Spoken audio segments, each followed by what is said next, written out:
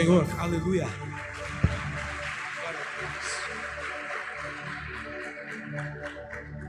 Graça e paz, irmãos, sejam todos bem-vindos. Livro do profeta Isaías, capítulo de número 55, apenas a parte A do versículo.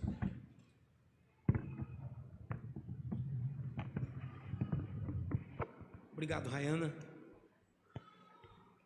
Obrigado a toda a equipe, Fabinho, Marcinho, Nicolas, o Toca, né? Sullivan, obrigado a todos que estão cooperando conosco essa noite.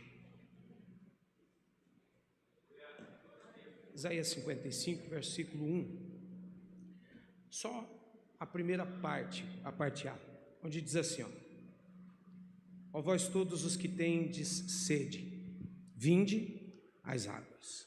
Você pode repetir isso comigo? 1, 2, 3.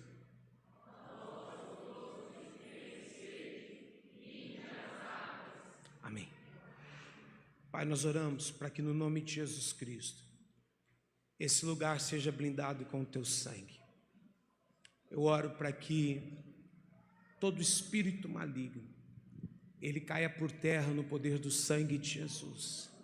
Eu oro para que toda influência maligna que vem tentar roubar a palavra, distorcer a palavra, alimentar mentes cativas, seja repreendido em nome de Jesus. Eu oro para que todo encantamento seja quebrado no poder do sangue de Jesus. Eu oro, Pai, para que essa noite nós sejamos nutridos pela seiva do Senhor, uma vez sendo participantes da tua raiz, e para que essa palavra ela possa trazer impacto e mudança dentro de mim, Pai, e dentro de cada um de nós. Nós necessitamos ouvir a tua voz. Eu sei, ó Deus, que o que a tua igreja ouve essa noite é a minha voz, mas a palavra é tua, a mensagem é tua, e que a voz do teu Espírito possa de forma personalizada aplicar em cada coração e em cada mente aquilo que o Senhor deseja falar conosco. Eu oro para que haja um fluir da fonte de águas vivas que é o Senhor nesse lugar. Eu oro para que todos aqueles que têm sede possam vir à fonte de águas vivas e saciar a sua sede. Eu oro para que os céus estejam abertos. Eu oro para que os teus anjos se movimentem nesse lugar. Eu oro para que o teu reino venha, para que a tua vontade seja feita na terra como nos céus. Senhor, eu diminuo para que o Senhor cresça, para que o Senhor apareça, para que o Senhor seja evidenciado.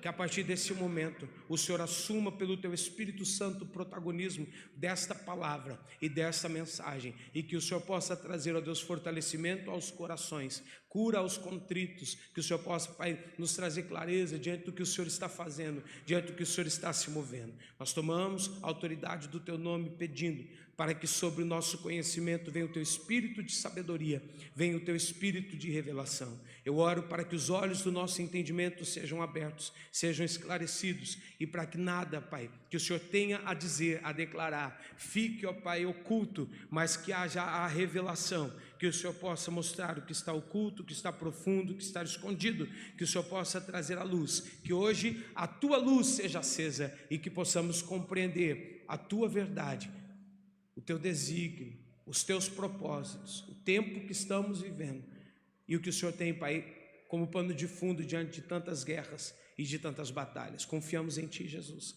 e estamos na total dependência dos céus neste lugar. Amém. Queridos, esse texto de Isaías ele é muito poderoso. Por quê?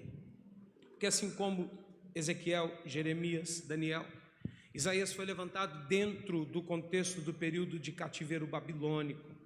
E nós entendemos pela história que esses 70 anos do cativeiro foi uma guerra muito acentuada que Israel conscientemente passou, viveu, e na história de Israel foi uma das provações, das maiores provações que eles enfrentaram. Deus anunciou que por causa da rebeldia do coração de Faraó, 70 anos eles estariam sob domínio babilônico, eles estariam sob cativeiro.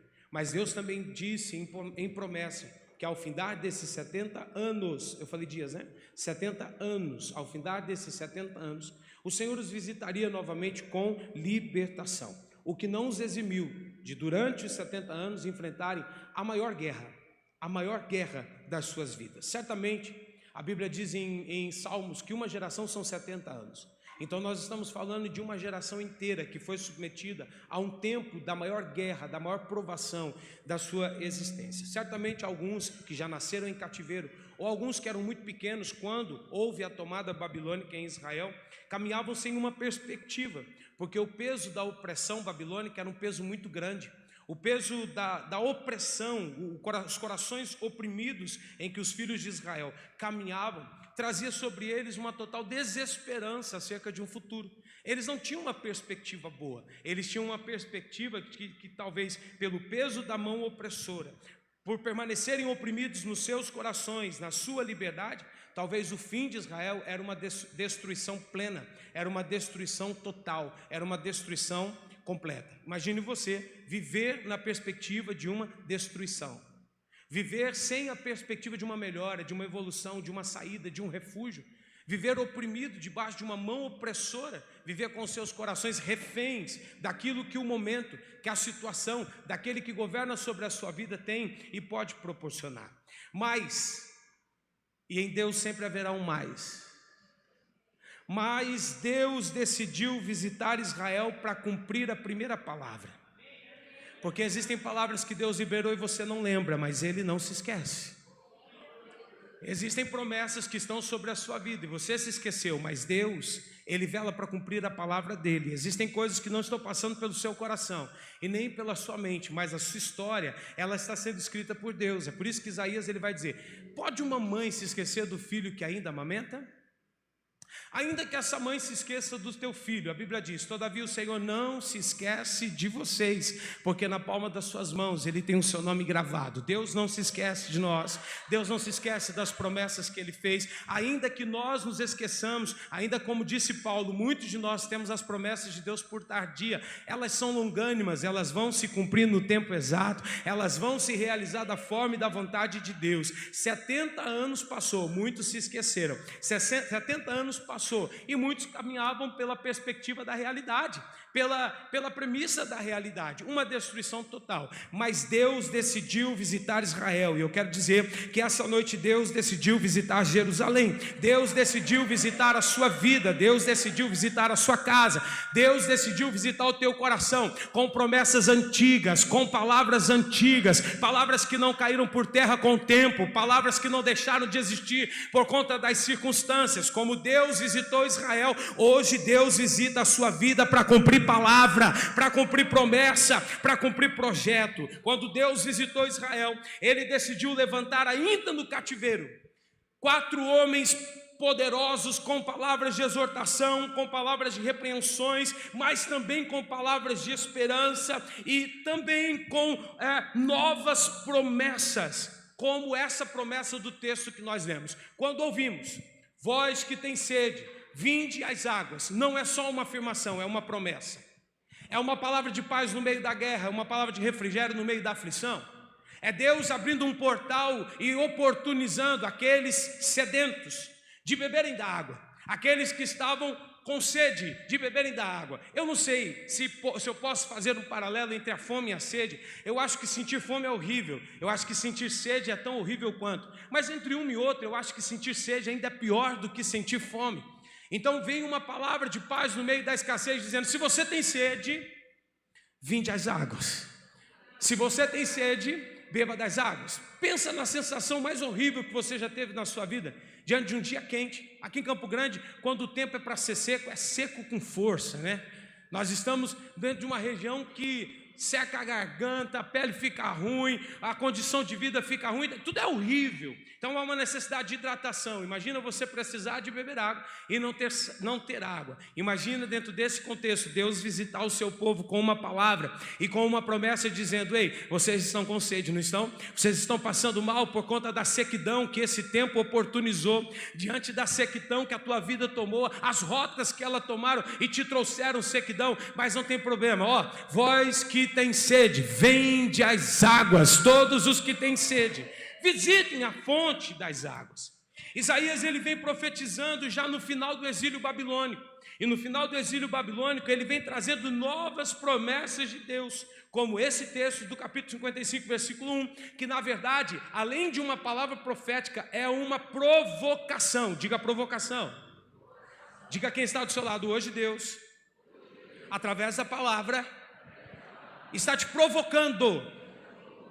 Ei, você que vem atrás de bênção, você vai receber uma provocação.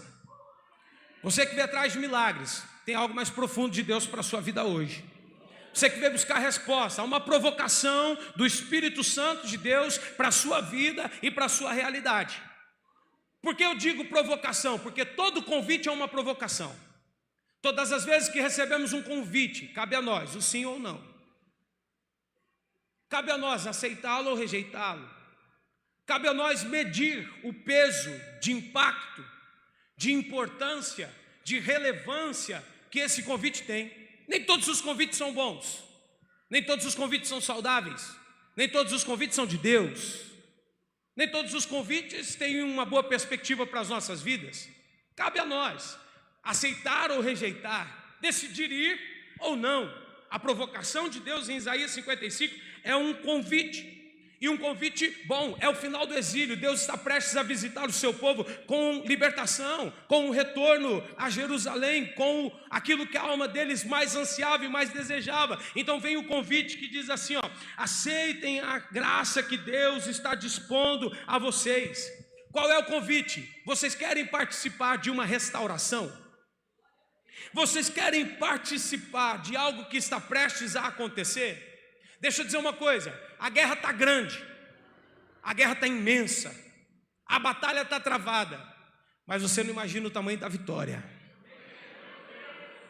Vocês não imaginam o que Deus está disposto a fazer.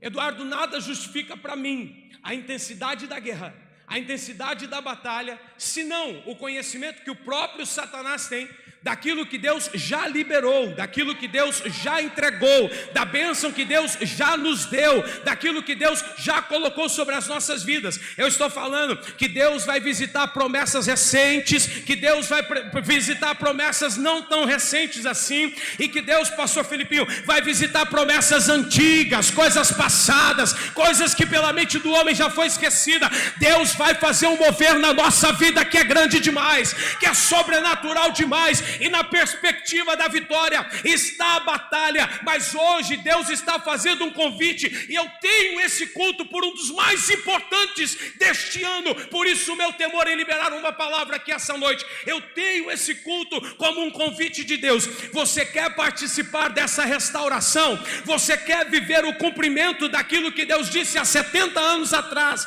que faria? Hoje Deus está nos provocando. Ou você participa ou você fica, ou você vai avante ou você retrocede ou paralisa. E eu quero entender que aqui existe uma igreja que o passado ficou para trás e que está avançando para as coisas que estão adiante dela, e que teme não simplesmente o que passou, mas o que está vindo. Ei, o que Deus irá fazer é extraordinário, é extravagante. Sabe por quê? Porque a nossa leve e momentânea provação, tribulação, não pode se comparar com a glória de Deus que há de ser revelada sobre a sua igreja.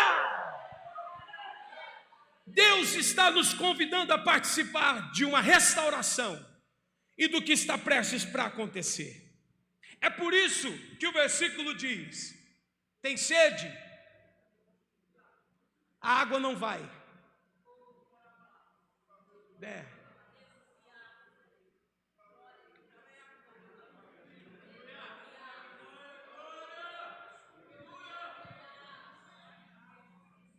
Tem leitura do tempo? É um tempo de escassez, é um tempo de sequidão, é um tempo em que nós estamos sendo provados. Mas diante disso, Deus está dizendo: se você tem sede, sai do seu lugar, se levanta, assume um novo posicionamento. Não espera a água aí, vem buscar as águas. Vem até a fonte das águas. Deus, Ele operou um milagre extraordinário. Sabe qual foi? Abrir a fonte. Agora é você que sai do seu lugar e se move. Agora é você que aceita o convite de Deus ou fica paralisado. O que Deus tem que fazer, Ele fez. O que eu preciso fazer, Deus não vai fazer por mim. O que você precisa fazer, Deus não vai fazer por você. Ó vós que tendes sedes, venham as águas, venham as águas, venham as águas, venham as águas. Venham as águas, venham as águas, beba das águas vivas, da fonte de água viva que é o Senhor. Mas aí uma palavra está sendo liberada e nem todo mundo recebe. Aí uma palavra está sendo liberada e nem todo mundo entende. E não é porque a palavra está difícil, porque eu tento ser didático. É porque muitas vezes há uma dureza no coração. É porque muitas vezes há uma frieza na nossa mente. Então a palavra, ela está liberada de forma específica. Deus está convidando, não a todos, Deus está convidando aos que têm sede.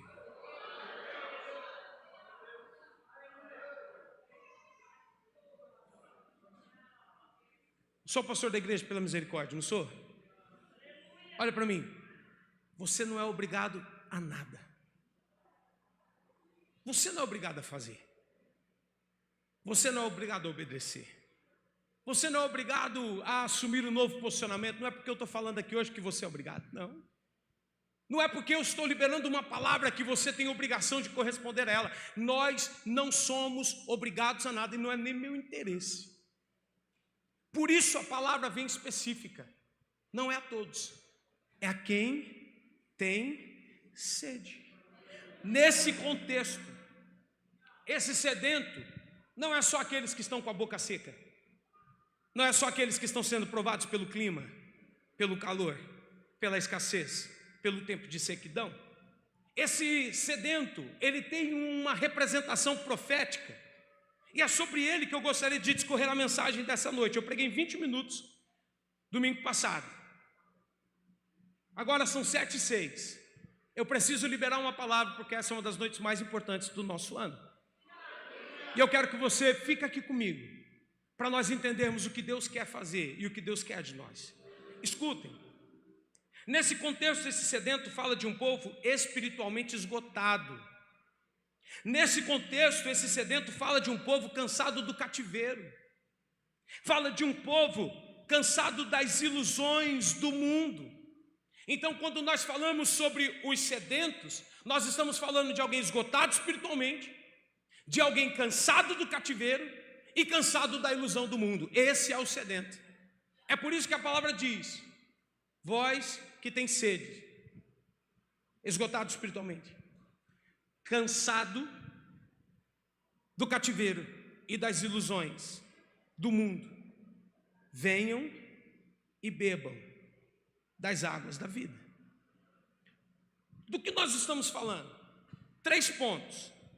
Esgotamento espiritual é muito diferente do que alguns querem sugerir, nesse tempo em que o evangelho caminha por uma linha muito fina. Pergunte para quem está do seu lado: o que vem à sua mente quando eu digo esgotamento espiritual?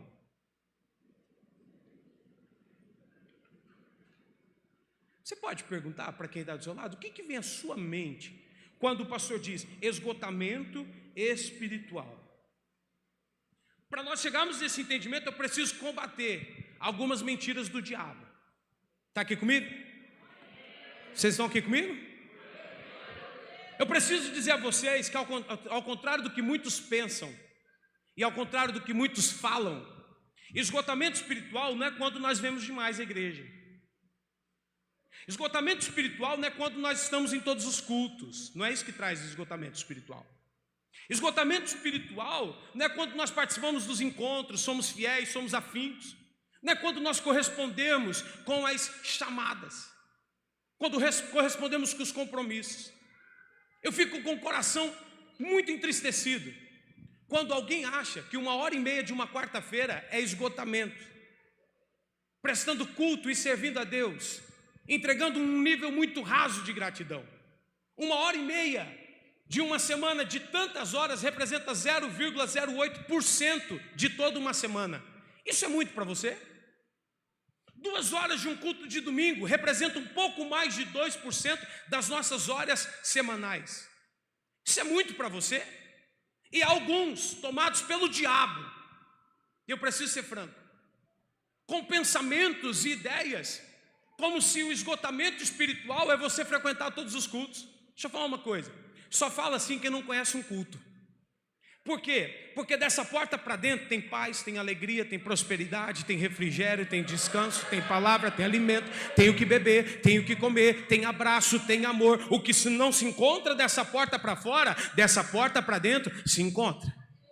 Só tem essa ideia quem não conhece esse ambiente profético, quem nunca respirou dele, quem nunca viveu o que ele tem e o que ele dispõe. É por isso que eu quero reafirmar que é mentira do diabo que vir no culto semanal, que vir no culto de domingo, que vir na oração da manhã, que vir no culto da juventude, que vir nas mulheres à sexta-feira, nos homens à sexta-feira, nos ensaios, em tudo que nós estamos entregando, que isso é o que tem trazido esgotamento para a nossa vida.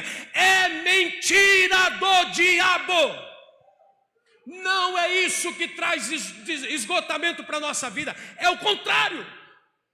Isso é o que traz paz, isso é o que traz força, isso é o que traz alegria, isso é o que não nos deixa parar, isso é o que não nos deixa desistir, isso é o que não nos deixa retroceder. Ei, é na fonte de água viva que nós nos lançamos, que nós nos jogamos, que vem graça, que vem refrigério. O culto é uma bênção, a igreja é uma bênção, o altar não rouba ninguém, a igreja não rouba ninguém, a presença de Deus só dá graça, só fortalece, só abençoa, só prospera. A presença de Deus tem fartura de alegria, diz a palavra.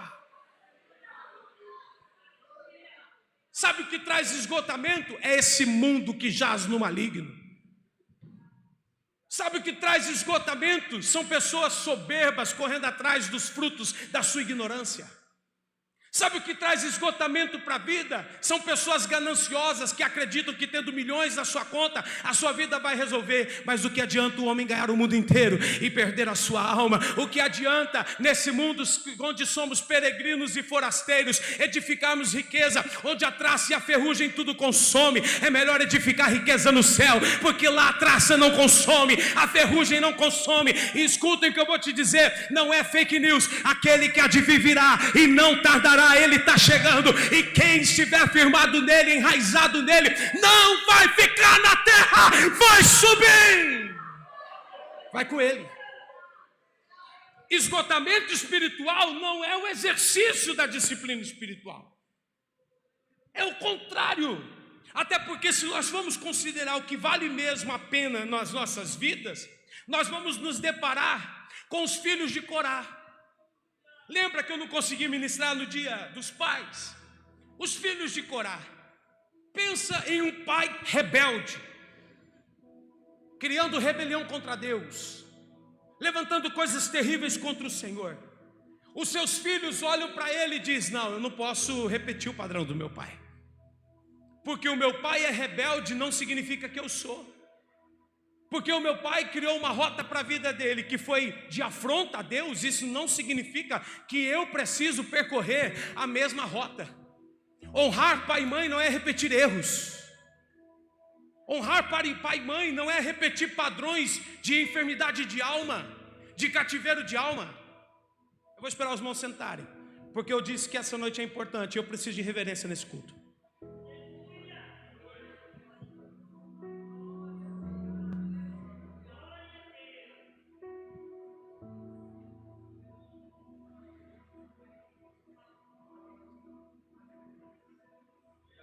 A Bíblia diz: guarda o teu pé quando entrares na casa do Senhor.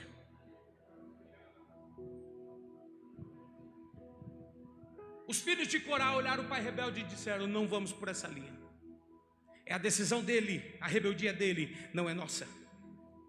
Porque quem tem juízo espiritual não dá sequência nas maldições hereditárias.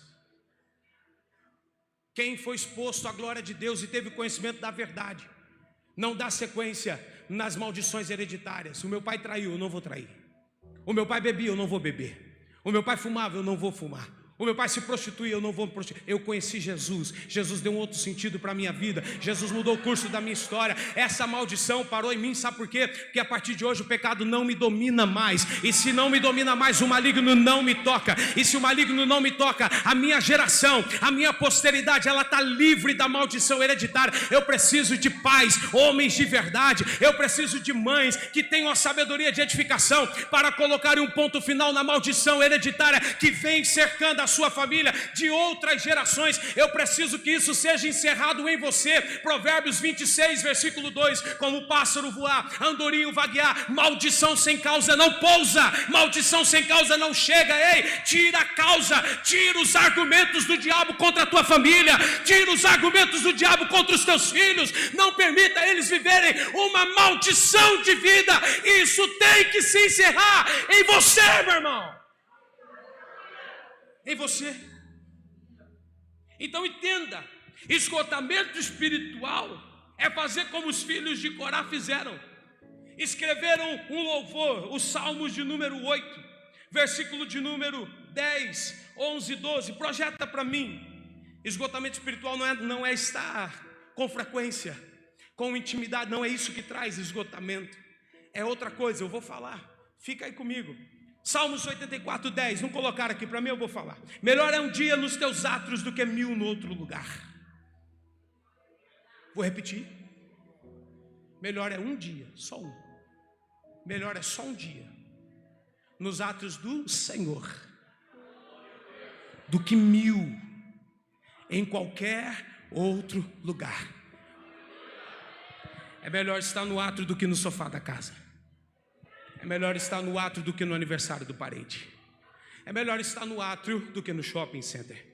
É melhor estar no átrio do que estar vagando, sendo alvo, Satanás te mirando e só projetando como te derrubar, como te ferir, como te ofender. Mas vale um dia na casa do Senhor, mas vale um dia nos átrios do Senhor do que 1000 em outro lugar, do que 1000 lá fora. Olha o que ele diz na sequência do versículo 10 ainda: eu prefiro ficar à porta da casa do meu Deus a habitar na tenda dos ímpios. Pastor, nós precisamos nos socializar. Ok, é a sua opinião. A opinião dos filhos de Corá é: eu prefiro ficar à porta da casa do meu Deus do que habitar nas tendas dos ímpios. Esgotamento espiritual não é o resultado de quando nós oramos muito. Mentira. Esgotamento espiritual não é o resultado de quando nós jejuamos muito. Mentira. Esgotamento espiritual não é o resultado de quando nós avançamos nas batalhas espirituais ou quando nós decidimos ser exclusivos naquilo que nós pensamos, naquilo que nós falamos, na forma em que nós vemos, naquilo que nós cantamos. Não tem nada a ver cantar. Não tem nada a ver. Não tem nada a ver. O demônio do nada a ver. Não tem nada a ver, não tem nada a ver, não tem nada a ver. Escuta, esgotamento espiritual não é quando você decide ser exclusivo. Esgotamento espiritual não é quando você decide servir só um Deus, beber de uma fonte só. É mentira do diabo. Você quer ser um crente descolado? Você quer ser um crente moderno? Você quer ser um crente contemporâneo? Ei, meu filho, as coisas mudam, a essência não. Os tempos mudam, mas a essência continua exatamente a mesma. Se você acha que ser crente descolado é falar palavrão, é mentira do diabo. É tomar cerveja, ainda que seja sem álcool, é mentira do diabo.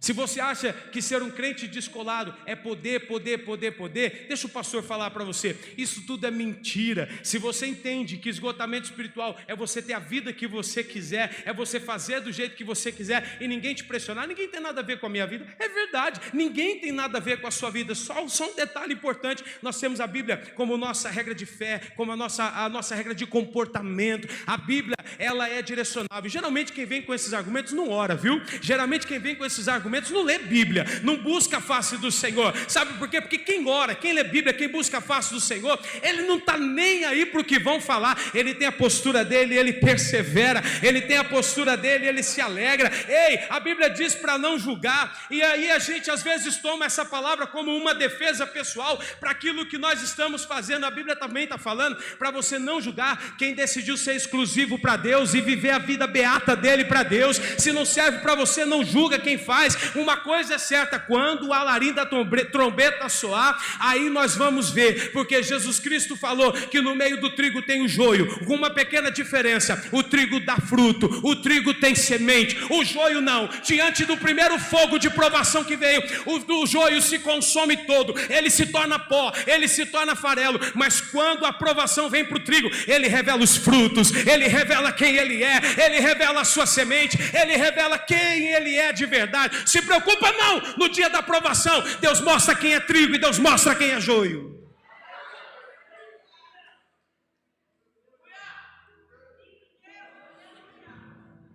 Esgotamento espiritual não é quando a gente ora muito não, igreja. Não é quando a gente jejua muito não, igreja. Esgotamento espiritual não é quando você usa os seus hábitos só para glorificar, cantar louvores, abençoar vidas, não, igreja. Esgotamento espiritual não é quando nós decidimos viver exclusivamente cumprindo os nossos exercícios espirituais. Não é isso que traz desgaste, não. Isso é mentira do diabo. Escute, esgotamento espiritual é quando o desgaste vem dentro. É quando o desgaste vem dentro do homem e dentro da mulher. Então aqui eu estabeleço um princípio: desgastes espirituais dos sedentos de Isaías 55. Não é quem está fazendo a obra, é quem não está fazendo. Não é quem está cumprindo o princípio, é quem está maquiando a situação. Não é o que se vê, é exatamente o que se não vê. Escute, sabe o que é desgaste espiritual? É quando o homem interior está abalado de modo que a fé está sendo perdida. E quanta gente olhando para nós dizendo graça e paz, e por dentro a fé se perdendo.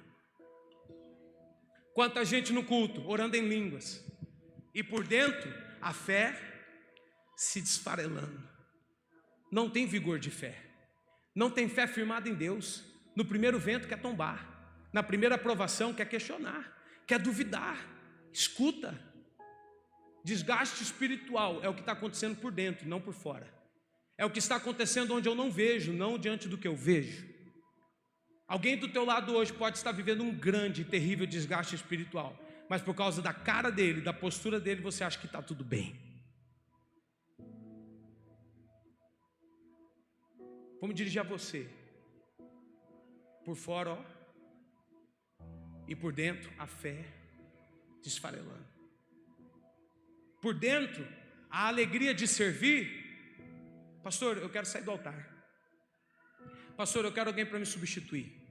Pastor, está muito pesado. Pastor, eu comecei isso. Pastor, eu estou fazendo aquilo. Não é sobre os argumentos. É sobre um esgotamento espiritual de uma fé esfarelando, de uma fé se acabando e de uma alegria de servir quase não mais existindo. O terceiro ponto de um esgotamento espiritual é a falta do prazer de estar na presença de Deus. E aí a gente não vem pela fome, a gente não vem pela sede, a gente vem pela religiosidade. Aí a gente vem pelo rito. Aí a gente vem porque não tinha um lugar melhor para jantar. Aí a gente vem porque não teve uma proposta. Mas se alguém chamasse para jantar, certamente a gente não estava aqui. Se tivesse um argumento, se tivesse uma proposta, certamente a gente não estava aqui. O que é isso? Desgaste espiritual. Digo, desgaste espiritual. É o que está acontecendo dentro. Vamos lá? Vamos lá? Gente, eu preciso apacentar. Essa noite é uma das mais importantes deste ano. E eu preciso pregar o que Deus colocou no meu coração. Você sabe que eu não brinco com a palavra de Deus. Você pode ter certeza que eu não escolhi essa mensagem. E você pode ter certeza que as minhas emoções não estão à frente da voz do Espírito dentro de mim. Repita comigo: desgaste espiritual é quando a fé está esfarelando por dentro. É quando não existe mais o prazer de servir. É quando não existe mais a alegria de estar na presença de Deus. Isso é desgaste espiritual. E mais profundo que apenas um cansaço físico, porque às vezes bate, é o cansaço da alma. Lembra quando Jesus diz assim, ó, vinde a mim, os que estão cansados, oprimidos, sobrecarregados, e eu vos aliviarei. Ele fala do fardo dele, ele fala do jugo dele, e no final ele diz, para que vocês recebam o descanso da vossa. Então a alma cansa. Todo desgaste espiritual é o reflexo de uma alma cansada. A alma cansada não desespera, espera em Deus. Escuta, como nós podemos diagnosticar uma alma cansada? 3 pontos. Primeiro, quando nos tornamos excessivos, demasiados, nas atividades religiosas e totalmente relaxados na preocupação de ser renovados no homem interior. Eu toco, então eu tenho muito compromisso com o meu instrumento. É um exemplo, tá, pessoal? Eu tenho muito compromisso com o meu instrumento.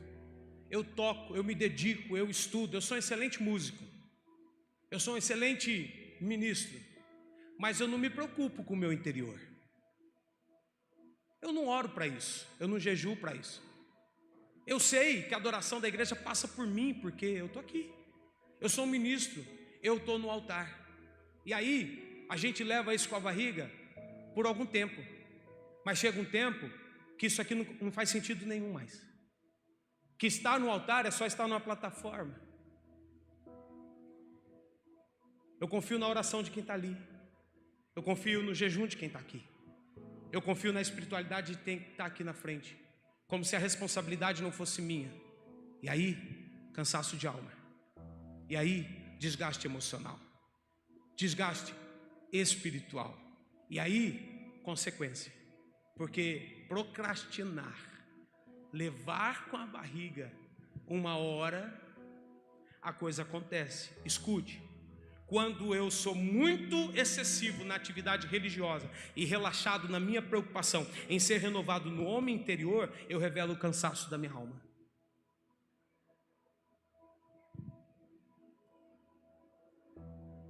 É por isso que Paulo disse em Efésios capítulo 3, do versículo 16 ao 19, assim ó, eu oro para que com as suas gloriosas riquezas, Ele os fortaleça no íntimo do seu ser, com poder e por meio do Espírito, para que Cristo habite em seus corações mediante a fé. Ele diz, eu oro por vocês, para que sejam arraigados e alicerçados em amor, e assim, passando por todos, assim juntamente com todos os santos, haja compreensão da largura, do comprimento, da altura, da profundidade, o conhecimento do amor de Cristo, que excede todos os outros conhecimentos, para que vocês sejam cheios de toda a plenitude de Deus. Pelo que Paulo está orando, Reinaldo, eu oro para que Ele, com a riqueza da sua glória, fortaleça o íntimo do seu ser. Não só a habilidade, não só o talento, não só aquilo que promove o excesso religioso, mas aquilo que traz renovo do homem interior. Não só aquilo que todos ouvem, vê e aplaudem, mas aquilo que em secreto é desenvolvido e em público é apenas um resultado, apenas uma frutificação. Nos esgotamos espiritualmente, igreja, quando deixamos de buscar as novidades da nossa vida em Cristo. Sabe aquela fala do deixar do primeiro amor com pesar? Nossa, eu já vivi esse primeiro amor, e por que você deixou ele? Nossa, eu já tive essa força, eu já tive essa alegria. Aí se torna um crítico, né? Não sustentou, e aí se torna um crítico. Aumenta o retorno aqui para mim, por gentileza. Escutem, quando eu deixo de buscar as novidades da minha vida em Cristo, eu entro no esgotamento espiritual. Em sequência, quando eu deixo de buscar as novidades do Espírito, você pode dizer para quem está do seu lado, o Espírito de Deus tem novidades para a sua vida.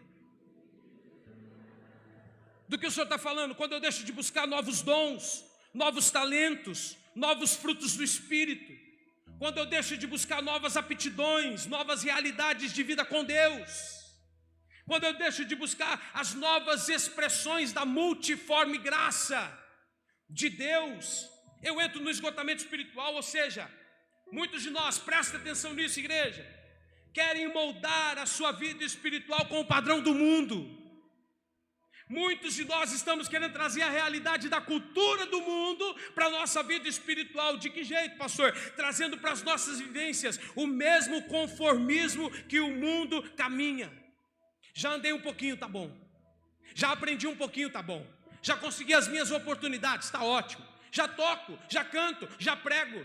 Já consegui a cura, já consegui o milagre, já consegui a salvação, já consegui um casamento. E agora? Tá bom. Esgotamento espiritual. Quando eu deixo de buscar novidades de espírito, novos dons, novos talentos, novas aptidões, trazendo novas realidades para a minha vida com Deus, eu tomei uma rota muito triste. É a rota do mundo. É por isso que Paulo diz em Romanos 12:2: não vos conformeis com o padrão do mundo, mas transformai-vos pela renovação do vosso entendimento. Há uma progressão, para que experimentais qual seja a boa, a agradável e a perfeita vontade de Deus para a sua vida. Atingiu a boa, diga para quem está do seu lado: tem a agradável. Diga: atingiu a agradável, ainda tem a perfeita vontade de Deus. Mas não se conforme com o padrão do mundo, não se conforme com uma realidade de vida com Deus estática, paralisada, inerte. Quem falou para você que o reino de Deus é estático? Eu estou dizendo: todo aquele que tem sede, venha à fonte de águas vivas. Deus é uma fonte de águas vivas. Todas as vezes que você beber dessas águas, tem novidades para o teu espírito, tem novidades para a tua vida. Não para de beber dessas águas. E sabe o que é pior, Jéssica? É que quando eu me conformo com a minha vida espiritual, eu quero trazer o padrão do mundo para a minha realidade em Deus, eu começo a abrir brechas. Vou falar. Eu começo a abrir brechas. Do que o senhor está falando? Quando eu quero entrar numa rota de conformismo, estando na igreja, sendo crente, estando na presença de Deus, trazendo o padrão do mundo, aquilo que é inegociável eu negocio. Aquilo que é inaceitável eu começo a aceitar. Aquilo que nós temos por abominável, nós vamos nos tornando simpatizantes. Sabe qual que é o fim disso? Nós vamos dando as mãos para o mundo e para Deus, como se fosse possível ser amigo do mundo e amigo de Deus. A Bíblia diz: se você quiser se constituir amigo do mundo, saiba, você se tornou um inimigo de Deus. Todas as vezes que você quiser ser amigo de Deus, você vai ser inimigo do mundo. Não importa o que digam, não importa o que falem, não importa a opinião que eles tenham para a sua vida, é a sua decisão. Eu escolhi de quem eu quero ser amigo. Você concorda comigo que irmãos nós não escolhemos, mas amigos nós escolhemos? Eu decidi quem eu quero como amigo. Eu não quero o mundo como meu amigo. Eu não quero o mundo me dando conselhos. Eu não quero gente mundana falando no meu ouvido e tocando no meu coração. Eu não quero ser como o Salmo 1 exorta para que eu não seja. Bem-aventurado o homem que não anda segundo o conselho do ímpio, não se detém no caminho dos pecadores, não se assenta na roda dos escarnecedores. Antes ele tem o seu prazer na lei do Senhor. Eu vou pegar minha Bíblia. Ele tem o seu prazer na lei do Senhor, e na lei do Senhor ele medita de dia, na lei do Senhor ele medita de noite. Pois ele será como uma árvore plantada junto às águas, não receia quando vem o calor, as suas folhas não caem, ele não deixa de dar o seu fruto na estação própria, e tudo quanto ele faz, ele prospera. Ele é abençoado. Eu quero ser essa árvore. A árvore que busca a fonte de águas, a água que está à beira do ribeiro. Todos que têm sede podem ir às águas e beber. Entenda. Isso sim representa um esgotamento espiritual. Não orar, não jejuar, não vir culto, não ir para encontro, não a estar na igreja dando glória a Deus, aleluia, independente de quem canta, quem prega, quem fala. Só vem, porque o compromisso dele não é com o homem, é com Deus. Hoje Deus nos trouxe aqui para denunciar que se hoje nós não rompermos com essa vida religiosa, para viver Deus de verdade, sem conversa fiada, para viver Deus de verdade, sem hipocrisia, sem mentira, se hoje não houver uma ruptura no mundo espiritual e uma decisão diante de Deus, escute, os nossos dias estão contados como uma bomba relógio para a nossa queda. Misericórdia, irmã, eu estou junto com você, eu estou clamando a misericórdia de Deus, mas eu não posso falsear o evangelho aqui essa noite.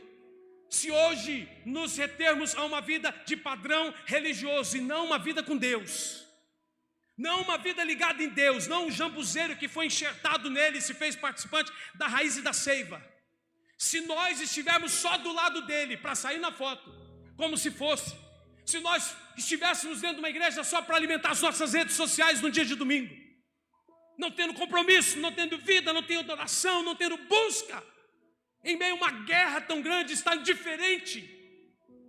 Se nós não nos voltarmos a Deus e aplicar o nosso coração no caminho de toda a nossa verdade, sem mimimi, sem conversa fiada, irmãos, é uma questão de tempo. É só uma questão de tempo. Ou você muda de vida hoje, ou é uma questão de tempo. É uma profecia? Não. É uma constatação. É uma verdade. É uma realidade. Muda de vida, rompe com a vida religiosa. A religiosidade mal, ela é uma desgraça. A religiosidade mal, ela é terrível contra o ser humano. Ela é uma arma para ferir e não para curar. Ela é uma arma para abater e não para levantar. A religiosidade mata. Tem muita gente morto, não por causa de Deus, por causa da religiosidade dos homens. Tem muita gente sepultado espiritualmente.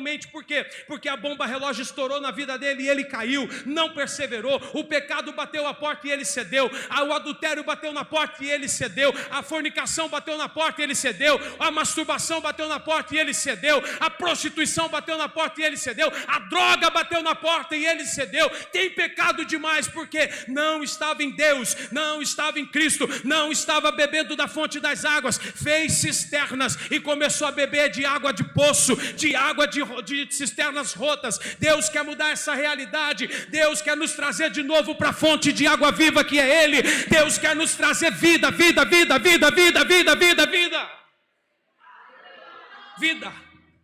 Diga para quem está do seu lado, é hoje. Diga para 3 pessoas, hoje você precisa tomar uma decisão.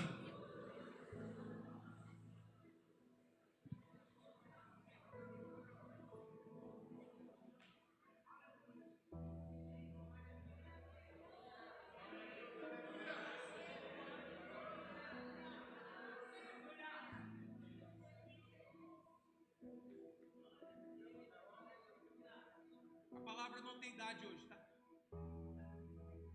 Estou pregando para os jovens da igreja, para os adolescentes da igreja, para os adultos e para os anciões. A palavra hoje não tem sexo.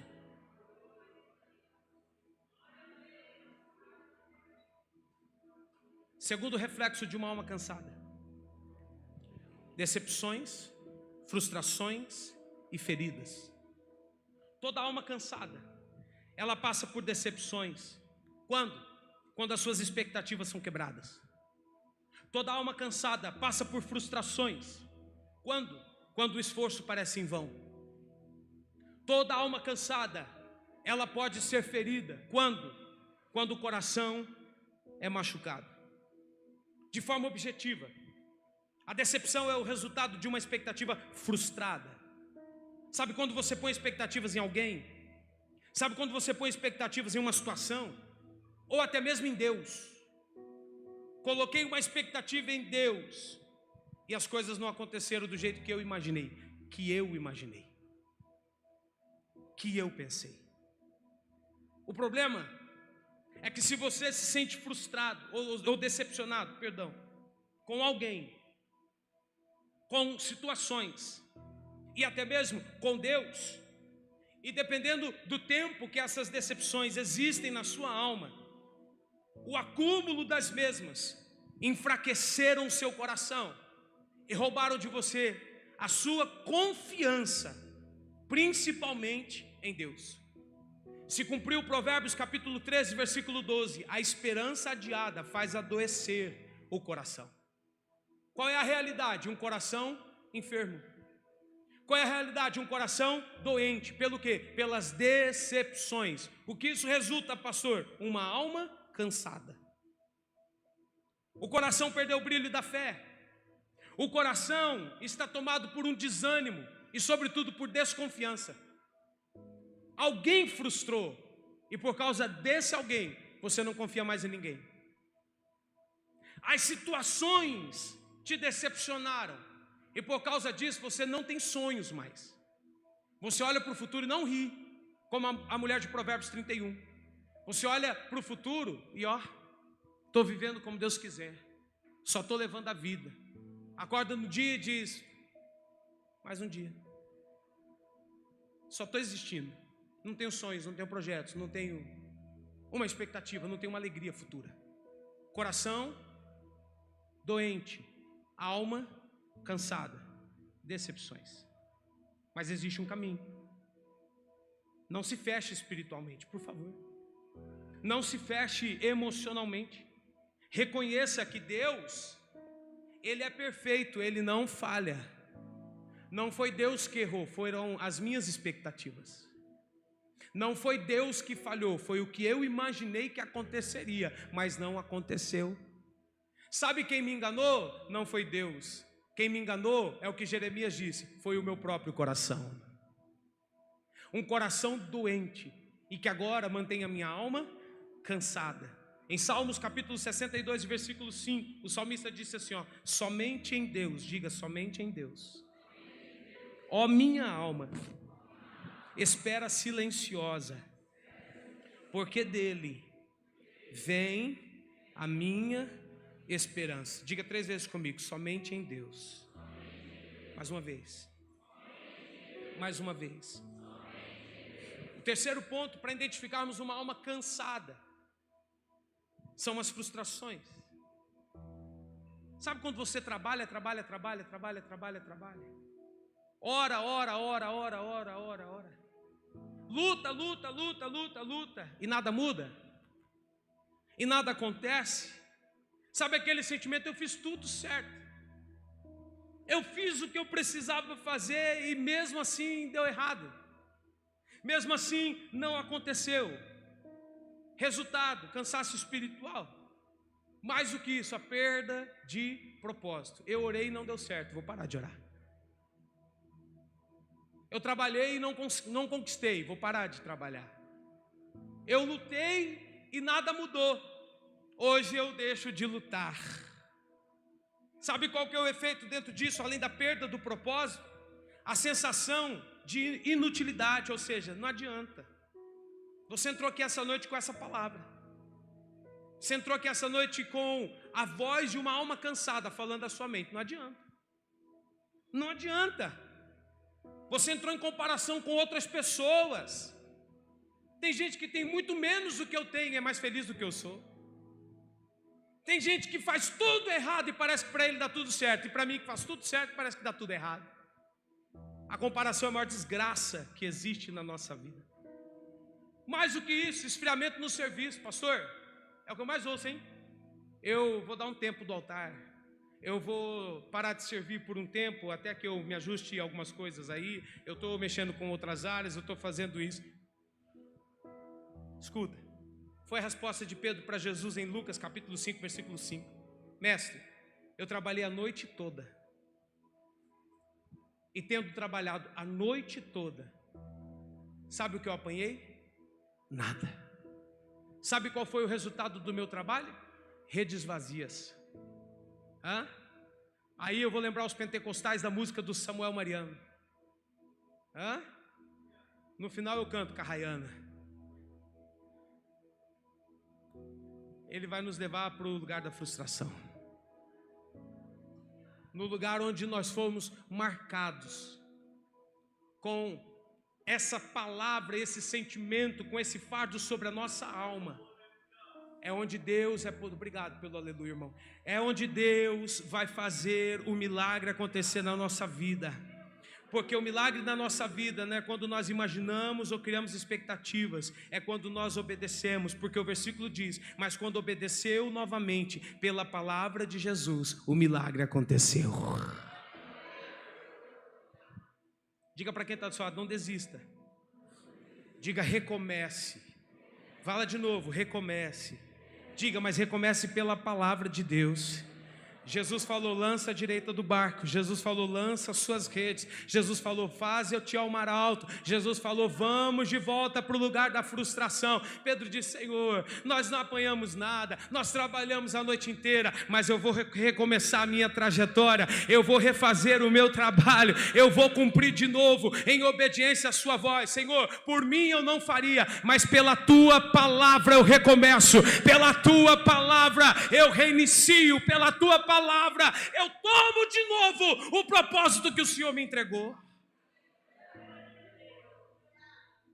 Em Gálatas capítulo 6, versículo 9, o apóstolo Paulo disse: não nos cansemos de fazer o bem, porque ao seu tempo ceifaremos, se não desanimarmos, se não desfalecermos.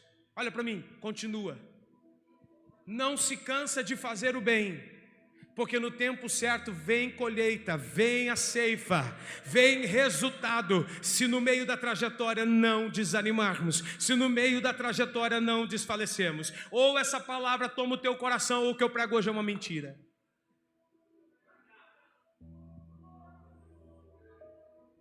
Feridas. Quando nós somos feridos? Quando nós ouvimos palavras que vêm como setas, como dardos, como objetos do diabo. Feridas emocionais vêm de palavras, sobretudo, de traições, de rejeições, de injustiças, o que acaba oportunizando algo totalmente indesejável, não somente em você, mas no corpo de Cristo. O quê? A difícil realidade de às vezes sustentar um ministério, continuar servindo com a alma ferida, com o corpo presente, mas o coração sangrando em silêncio.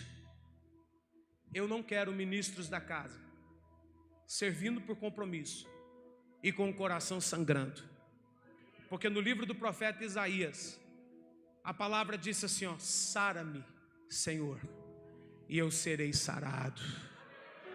Cura-me, Senhor, e eu serei curado. Eu não aceito. A fonte de água viva está dentro da casa e alguém com o coração sangrando, sustentando uma pose, sustentando uma face, sustentando um sorriso, enquanto a sua alma chora. Eu não aceito. Não estou indignado com você, estou indignado no espírito, estou inconformado, porque o mundo não vai amoldar a minha cabeça, o mundo não vai me ditar regras, o mundo não vai me dizer que eu devo aceitar isso, porque a palavra de Deus diz que eu não preciso aceitar isso. Ele morreu para que a nossa vida fosse salva, Ele morreu para que nós não perecêssemos, mas para que nós tivéssemos a vida eterna. Ele levou sobre si todas as nossas enfermidades, o castigo que estava sobre Ele hoje nos traz a paz, porque pelas suas pisaduras nós fomos sarados. Então eu não aceito. Não aceito. Não aceito. E certamente, queridos, essa pode ser uma das razões porque você está nessa igreja. Vou falar. Olha aqui para mim.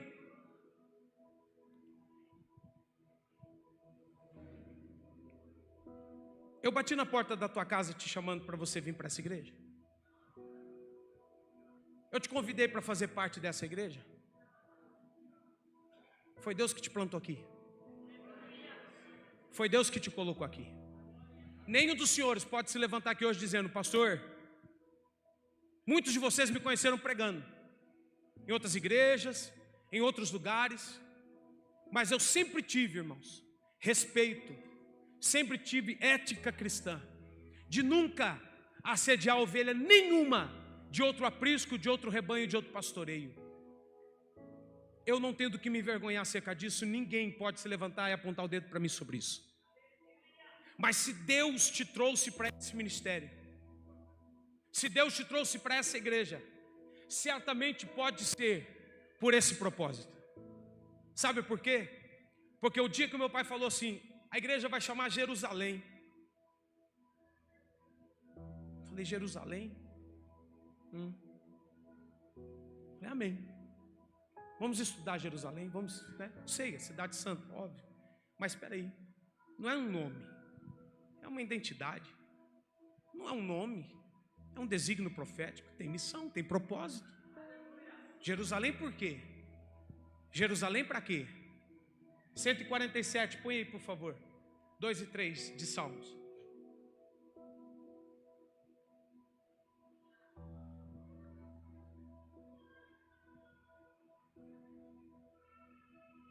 Chegou. O Senhor edifica Jerusalém. Pai, cadê o pastor Ismael? Igreja foi um projeto nosso? Qual foi o dia que nós sentamos na cozinha da sua casa e falamos assim, nós vamos ter uma igreja? Nunca? O Senhor falou, sou eu que estou edificando a casa.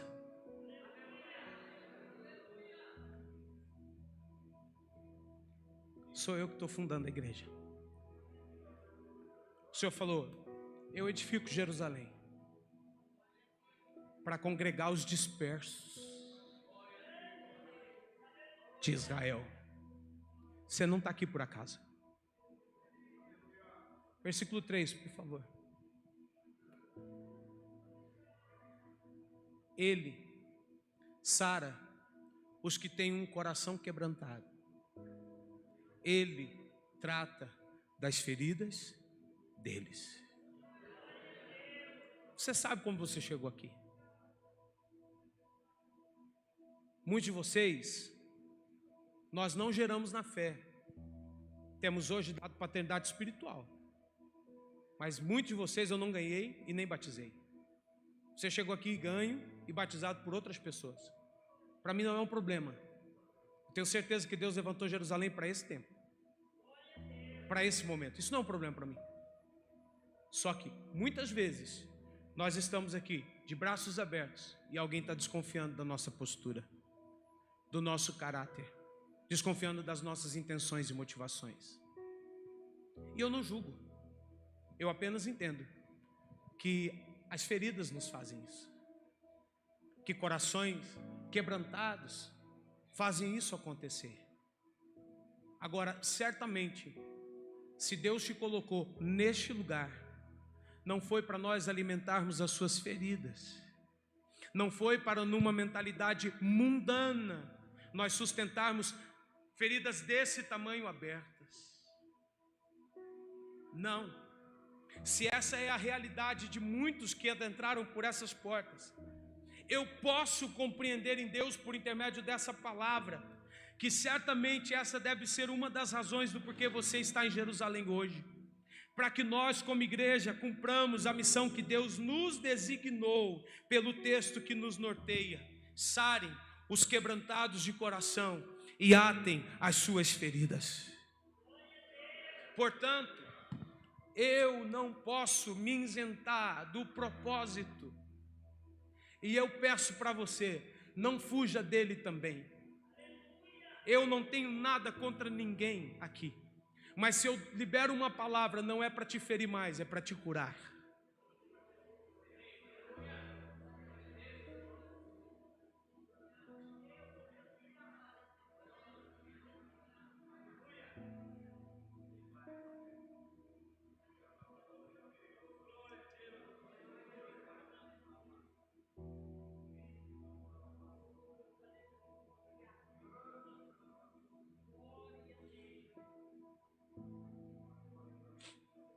Deus permitiu a nossa aliança.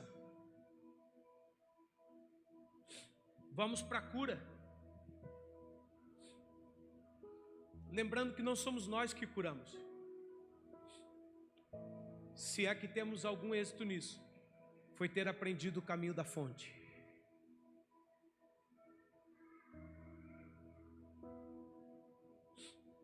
Jesus é o verdadeiro manancial de águas vivas. E hoje, são para esses sedentos o convite. Vamos às águas. As águas aqui não são literais. As águas aqui é renovo, é saúde espiritual, é graça de Deus, é a presença de Deus.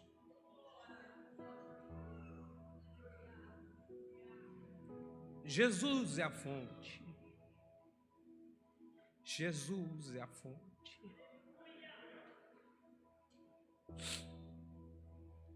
Nesse contexto, Jesus ainda levanta Jeremias para dizer: vocês me deixaram.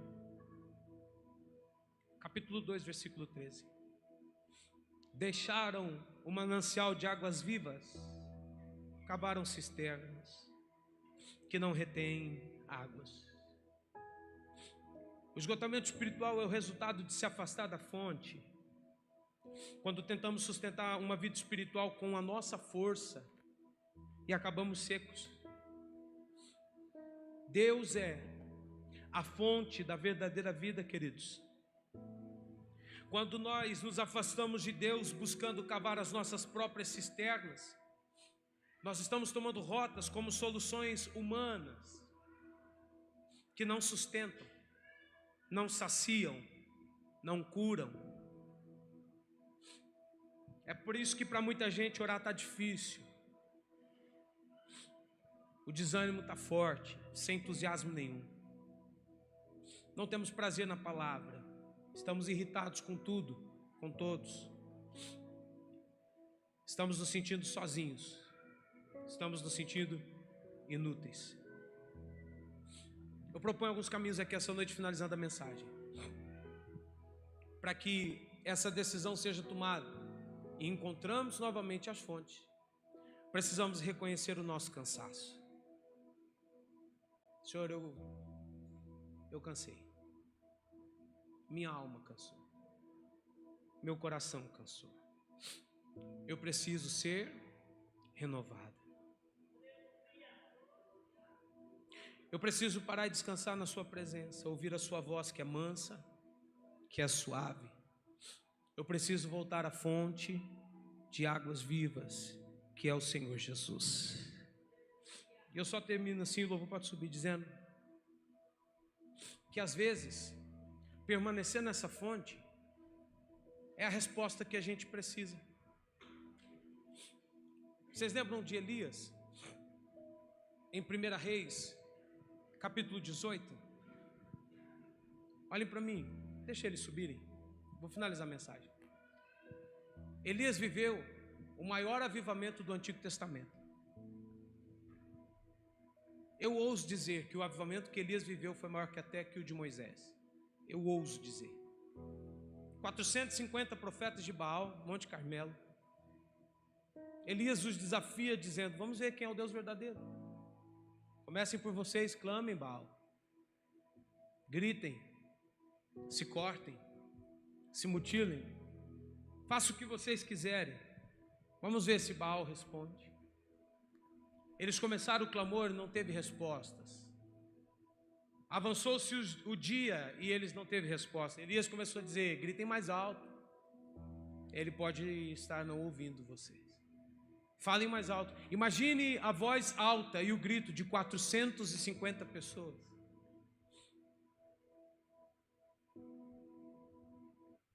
Mas tem gente que prefere insistir naquilo que não é verdadeiro.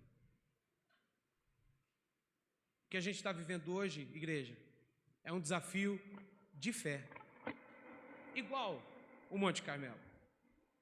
Não só para provar a onipotência do nosso Deus, porque isso para nós é claro, mas para que a nossa fé esteja um pouco mais fortalecida em quem realmente cremos.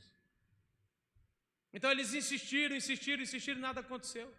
Chegou a vez de Elias, e antes de pedir fogo, a gente observa o altar. E se ao observar o altar percebermos que ele está destruído, como todo bom judeu, nós sabemos que Deus não opera naquilo que é desconcertado, estragado, rasgado.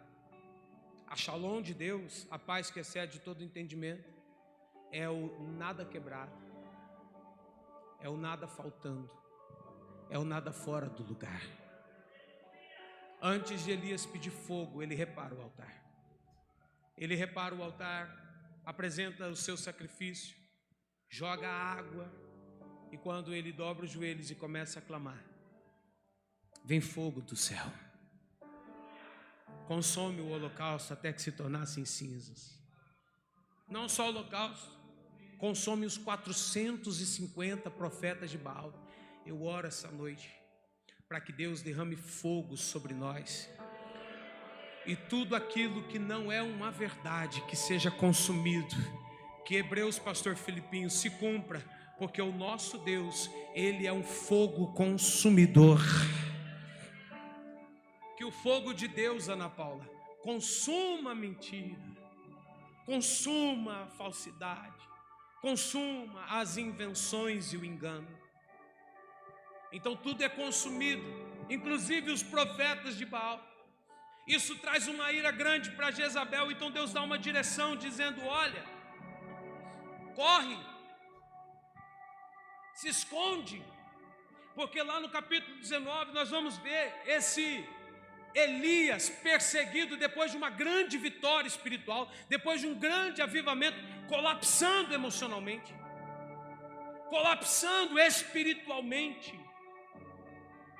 No versículo 4 do capítulo 19, 1 Reis, o texto diz assim, ó: Elias foi ao deserto e pediu para si a morte, dizendo: já basta, Senhor, toma agora a minha vida, eu não quero mais viver, eu quero morrer.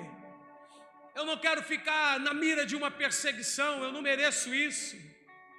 Eu não quero isso, Senhor, eu não posso tirar minha vida, mas o Senhor pode, basta. Parece que eu estou repetindo a oração de alguém aqui. Elias estava amedrontado pelas ameaças. Ele fugia de Jezabel. Ele se sentia sozinho. Ele disse: Senhor, só eu fiquei, então tira a minha vida. Elias teve força para desafiar os profetas e para avançar na batalha e vencer, mas depois ele ficou fraco espiritualmente. Ele precisava de renovo. Estou falando de Elias. Lembra do Monte da Transfiguração? Quem foi visto no rosto do Senhor? Moisés, a lei. E quem mais? Elias, o profeta.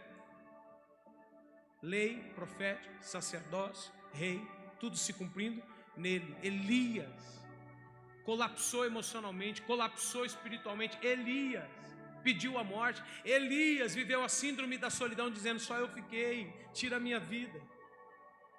Elias colapsou diante da ameaça da injustiça. Mas sabe o que aconteceu? Deus não respondeu essa oração tola de Elias. Deus não permitiu que ele morresse. Mas Deus leva ele à caverna, onde ele se esconde, e lá dentro da caverna o Senhor o alimenta. Dentro da caverna o Senhor o restaura. Dentro da caverna Elias vê anjo que traz pão. Dentro da caverna Elias vê corvo trazendo carne. E à frente de tudo ele vê uma fonte de águas, o ribeiro.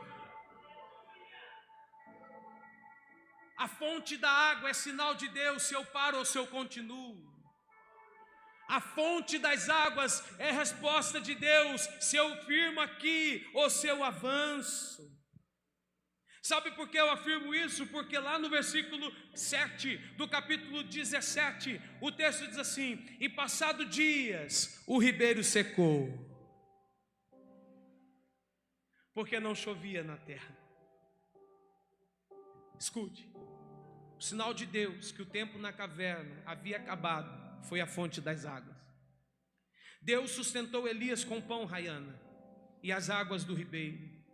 E ele só entendeu que era hora de sair da caverna quando o ribeiro se secou.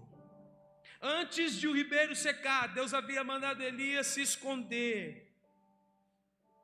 Elias seria sustentado dentro da caverna, ele teria proteção, segurança, provisão, ele estaria em silêncio e Deus cuidaria dele. Mas depois de alguns dias, o ribeiro secou. Você que veio para uma decisão. A resposta que eu tenho para você não é sim ou não. A resposta que eu tenho para você é: olha para o ribeiro.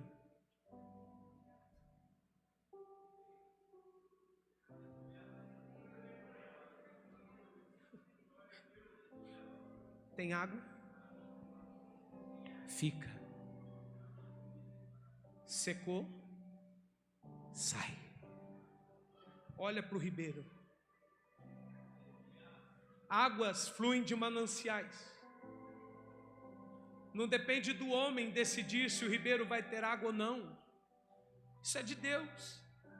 Se no ribeiro ainda há o fluir das águas, sair dele pode te colocar à frente de Jezabel e diante da morte. Mas se o ribeiro secou, Deus já deu a sua vitória. Pode sair dessa caverna. Eu termino a ministração dizendo: Deus não puniu Elias com o tempo da caverna. Deus apenas parou ele. Porque depois da caverna, quando o ribeiro secou, Elias não voltou. Elias foi acrescido a um próximo propósito. Elias assumiu um outro patamar. Ele atingiu um outro nível. Essa caverna está te segurando para o próximo propósito. Essa caverna está te segurando para o próximo nível. Essa caverna está te segurando para coisas maiores que Deus vai entregar na sua vida. Porque o ano da transformação não acabou, o ano da transformação ainda está em vigência. Escute, Deus está movendo céus e terra por coisas maiores. Deus está movendo céus e terras por propósitos que você ainda não viveu. Foi Deus que te parou na caverna. É Ele quem está te sustentando com pão, com carne. E se você hoje tem dúvida ou confusão, olha para o ribeiro, olha para a fonte das águas. Quem tem sede pode vir e beber. Quem tem sede pode vir e procurar água. Se tiver água na fonte, fica. Se tiver água no ribeiro, permaneça.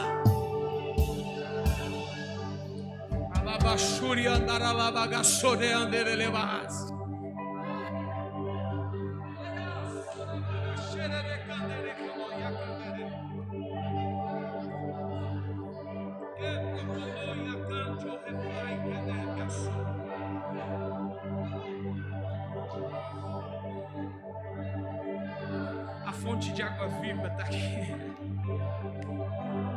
Levanta suas mãos aos céus. A fonte de água viva está aqui. Quem tem sede, vem e bebe. Quem tem sede, vem e bebe. Quem tem sede, vem e bebe. Bebe, bebe, bebe, bebe, bebe, bebe, bebe. Quem tem sede, vem e bebe. Xarai, quedei, assou, recante, o rebandui, candarai. Quem tem sede, vem e bebe. Quem tem sede, vem, vem, vem, vem, vem. Jesus tem água para você beber. Jesus tem água para você beber.